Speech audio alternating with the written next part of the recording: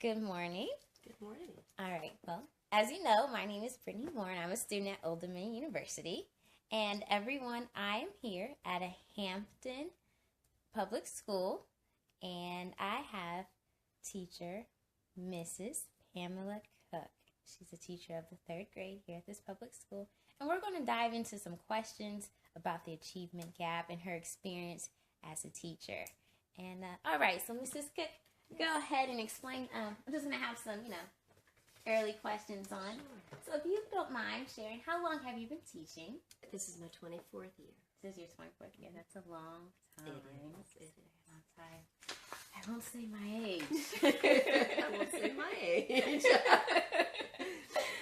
But I can definitely say I enjoyed observing your class, and it has just been a pleasure being here. And I wanted to thank you for rearranging your time to have this interview. Course. Anything to help achieving teacher. Good. Okay, well, let's get started with all the fun stuff. Sure. So in this class, my TLED 301 class, they asked us to research the achievement gap.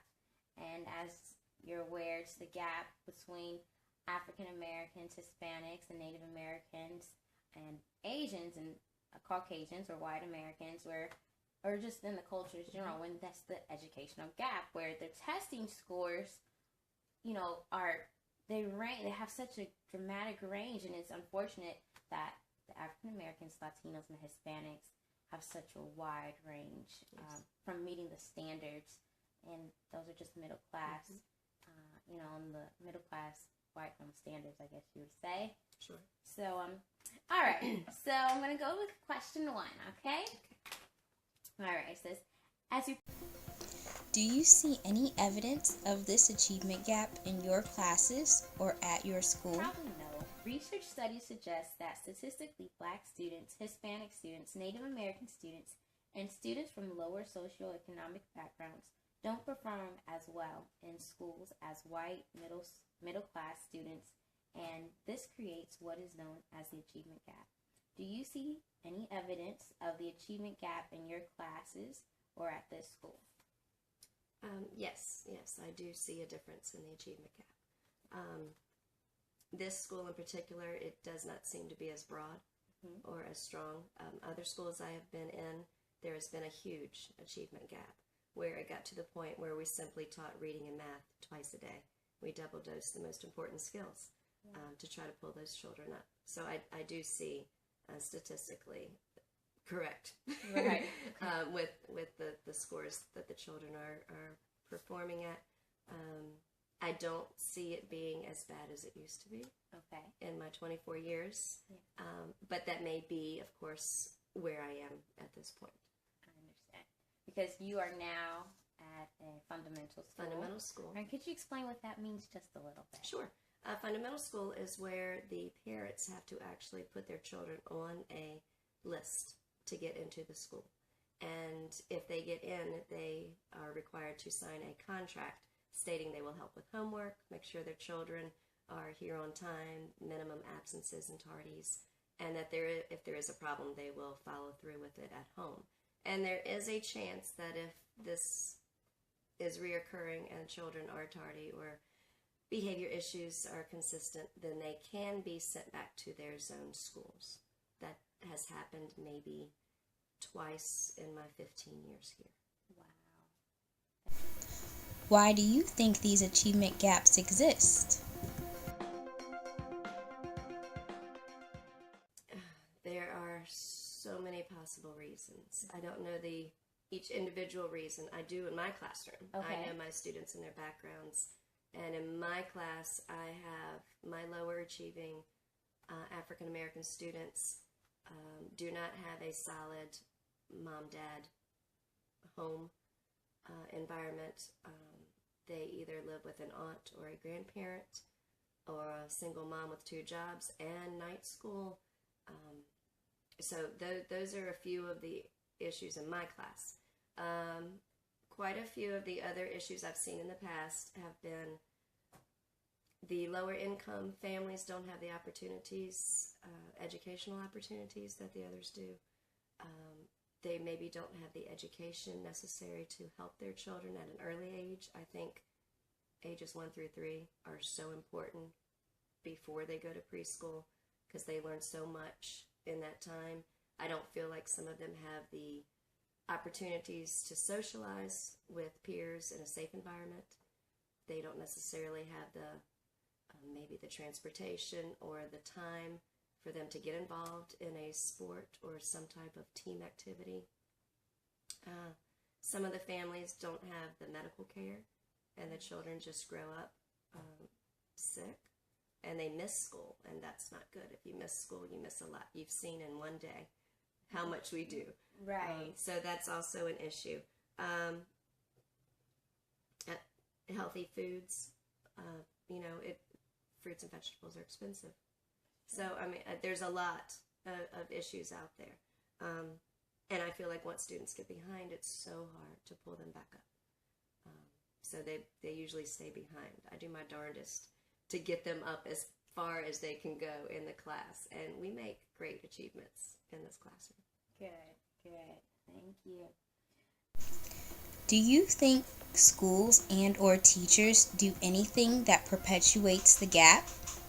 I was reading this question and I was like floored that this was a question, because I can't imagine anybody going into the education profession and not wanting to help every child. I mean, Hampton City Schools, whatever, every child, every day, whatever it takes. And I would certainly hope that the teachers would not perpetuate or do anything to cause this gap to increase or to maintain. Right. Even. The teachers I know here bust their tails to help those children. A lot of them do tutoring. They do small group activities. They talk with the parents. They do homeschool connections. And I used to tutor parents, and I would go to their homes and work with the child and the mom at the same time so she could see what we're doing. Because third grade skills are difficult. They really are. And if you don't remember what a noun or a verb and an adjective are, you need refreshing and you can't help your child. So a lot of that does go on. So I certainly hope that an educator is not in it for the money, because there is no money.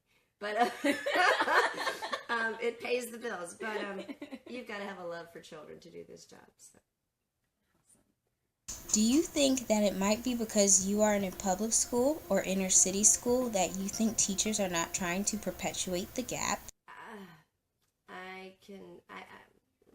I feel as though some teachers who are in inner city schools with the discipline issues, and there's so much concern for safety of the children, that they spend too much time working on the discipline and not enough time on the academics. And I think they're just bombarded, and they're stressed over the fact that you can't teach a child if you have a behavior issue, and serious behavior issues as well. So I don't think it's the achievement gap is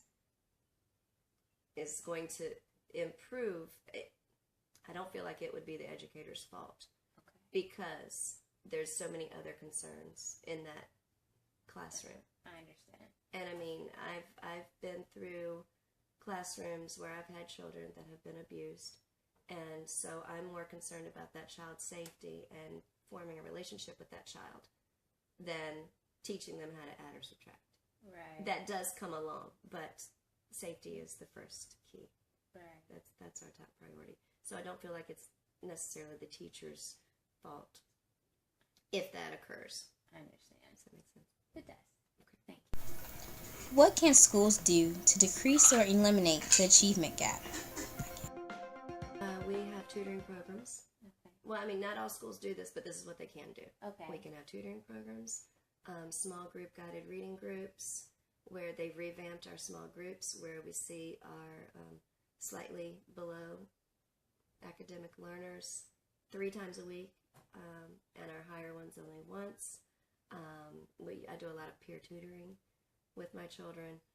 Sometimes we work with the lower grades, where our children can boost their self-esteem a little bit and read to them and help them with their AR quizzes. Like I said, the homeschool connection with parents, forming a relationship with them, and knowing that, just letting them know that you're available and you want the best for their child. We do SOL tutoring programs to help them with their testing. We have lots of clubs at our school that we boost their self-esteem as well, because not everybody's academically gifted. Some are into sports or music or arts, and they need to have that opportunity to excel. And I think with that positive reinforcement in that area, it will eventually boost their academics. True. I read that in an article from one of my other classes. Oh, really? I Oh, did. wow. So this is true. It is true. Yes. I was an athlete. I was not academically Really? I there. couldn't tell. No. I wouldn't have known. That's why I became a teacher. I struggled in school, and it wasn't fun. So I'm like, I'm gonna have fun. We're gonna do this. So yeah, that's what got me started.